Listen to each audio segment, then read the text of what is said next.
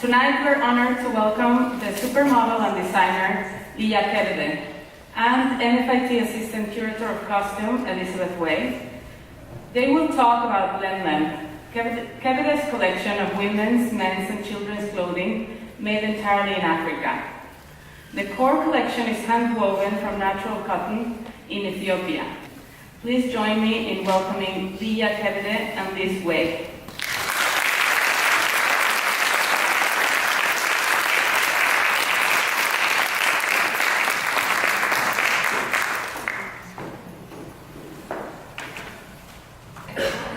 First of all, thank you, Liya, so much for coming to be here with us tonight. I'm very, very excited to have you here and talk about Lemlem.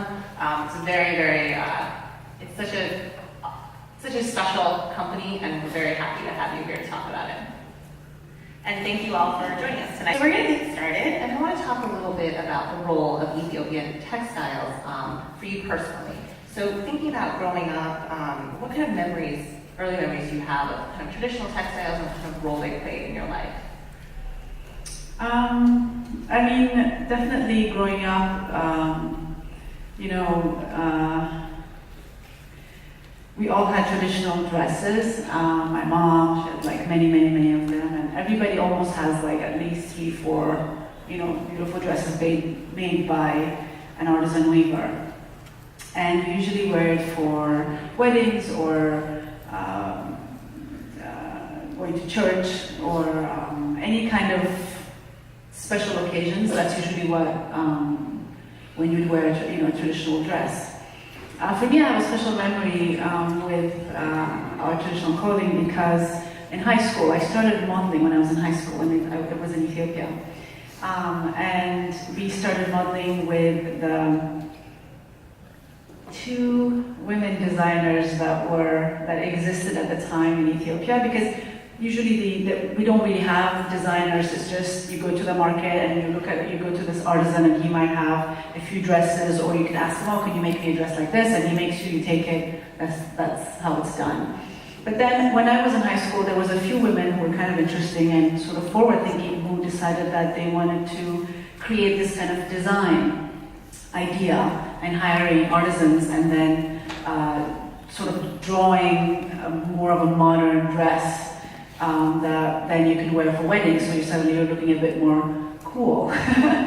And I started modeling at the time with this wonderful woman who was doing fashion shows with these, she had gone to fashion school in Italy and had come back, and so she was drawing these very interesting new shapes and made by traditional weavers. And so when I graduated from high school, I commissioned one of the, she was really wonderful enough to gift me and make me a special dress that was all handmade by the artisans, but had this, it was like very body conscious and beautiful, and I had like the most amazing dress.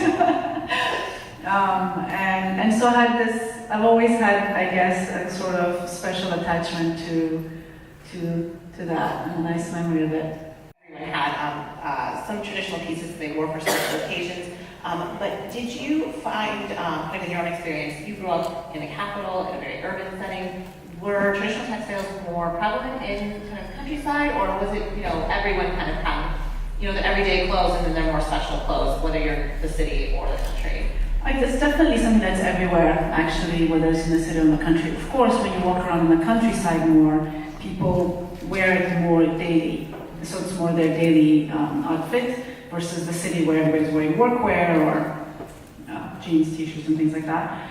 But yet, everyone always does have in their closet a few traditional outfits, because you need it for wedding, you need it for this, you need it for that, or Easter, or whatever it is. And so it's quite prevalent. It was very prevalent, obviously. And also, you pass through the market, and there's like all these, weavers sitting and selling their things. So it's very common, and also it's quite identifiable. Mostly in Ethiopia, they use local cotton, and they spin the cotton by hand before they weave it, and so it's all natural cotton. So then most of the clothing, the base of it is kind of this natural white color, and so when you see a lot of people walking around, you see a lot of this white dress and this white outfit and white gorgeous like headdresses and things like that, but then you'd have like a gorgeous border that was either really, gold or color, or all those things come in as like borders and trims and things like this. So that was very much the traditional, and also sometimes when it's like, church is a big part of Ethiopia and spirituality is a big part of our culture, and so almost every day is some sort of a saint day somehow. And you pass by church, and everybody would be in this white outfit, and the women are all covered in this white, sort of shawl and everything. And so it's quite beautiful. It sounds like amazing. You get this amazing sense of occasion and like this beautiful kind of background. And you touched a little bit about this, but if you could say a little bit more. So you think about spinning and the weaving and the dyeing. Were these kind of visible industries? You talked about applying in the marketplace, but did school children growing up, everyday people, were they very aware of these industries and had a lot of people, knew a lot of people who worked in them, or was it something that was like today for us in this country, these are invisible industries. We don't really know anyone who spins or weaves or dyes.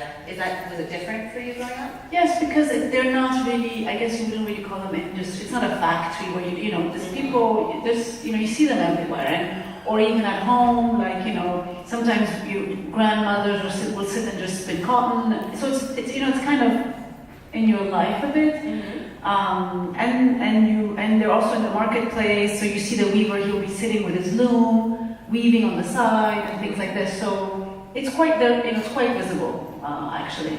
That's great. So it seems a lot like it's more kind of based in the community. So I would imagine that people just in general know more about textiles and the way they're made and where they come from. They know it's woven and things like that, but where they come from and everything is going to be different depending on each ethnic group would have a different. So that's not obvious.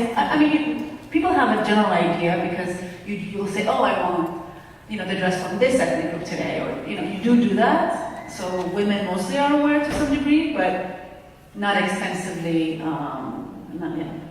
And I find that kind of in the research for my exhibition, that in the past people really knew a lot about textiles and how they're made and what they're made of. And today we're less aware as things kind of as a process gets streamlined. So could you tell us a little bit about Lemlem and how you founded it? I know this is a really beautiful story, so if any of you guys haven't heard it, I'm sure you'd love to hear about it.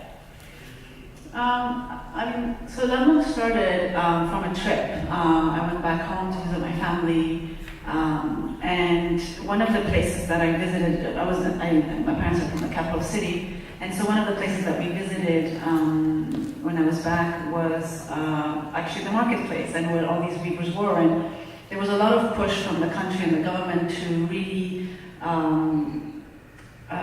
push the artisans and push this industry and push manufacturing. And so there was, everyone was asking, like, what can you do? What can you do? What can you do about it? And so I went to visit this area with all the weavers and saw that A, there was a lot of them. And also B, that most of them were not selling their clothes anymore, or at least enough of their clothes to survive. Because, most people were wearing less and less of that and wearing more Western clothing. And so on top of it, so usually weavers will, they sort of work by piece, so they'll do one piece, sell that piece, and then go home and things, so there's no consistency, there's no work, ethics and things like that, and nothing secure. And so I never really had any desire to start a brand or anything. It wasn't even in my head at all. It was just really looking at this and saying, okay, what can I do, given my position, given the opportunity that I have of being in fashion and having access to all these different people, all these different media, what can I do to solve this problem, basically? So it's more of a problem-solving type of situation and saying, how can we, because really the art of weaving is beautiful. And the people who know how to make it, the less they make it, the more you will lose that art. And so I wanted to help preserve the art of weaving. And at the same time, also, I've been working a lot in philanthropy. And I know that problems of aid and sustainable aid, of always needing to raise money to find and give money to people. But for me, I think the best way to help people is to enable them and to give them jobs and make them independent so that they can, break the cycle of poverty and help their families and send their kids to school and be employed and have a skill. And so that's basically the basis on how Lemlem was founded about 12, 13 years ago. So we design everything here in New York, and then they make everything there.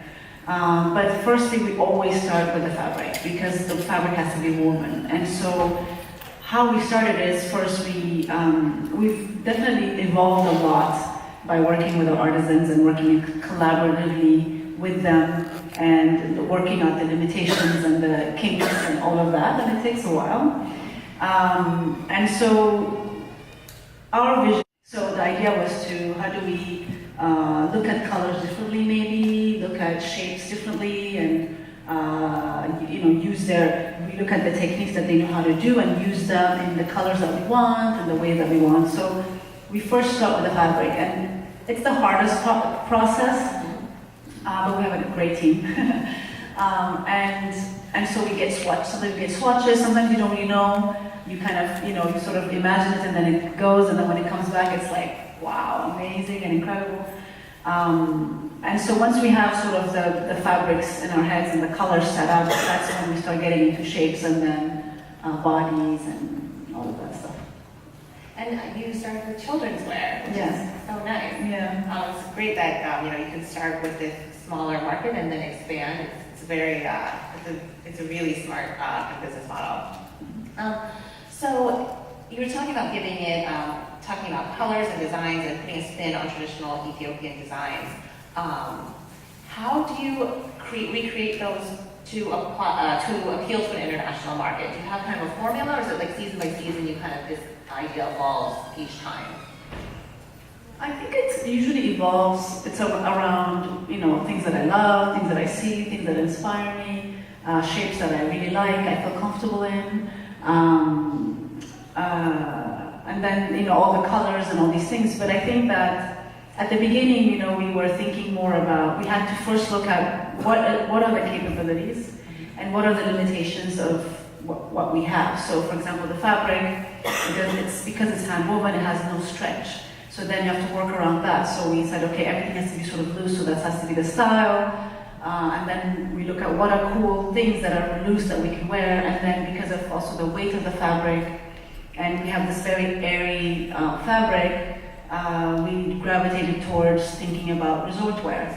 And like something that you wear, I'm wearing one of them obviously, but how do you wear that? But then also, how do you wear it in the city? How do you make it cool enough to make it to wear in the city? And so you kind of go in and out. And you sort of have to. I think when you work in something like this, you have to go almost backwards. Like usually here, first you're like, oh, I want to create a brand. I want to do this stuff. It doesn't work like that. You go to, what do we have? What's the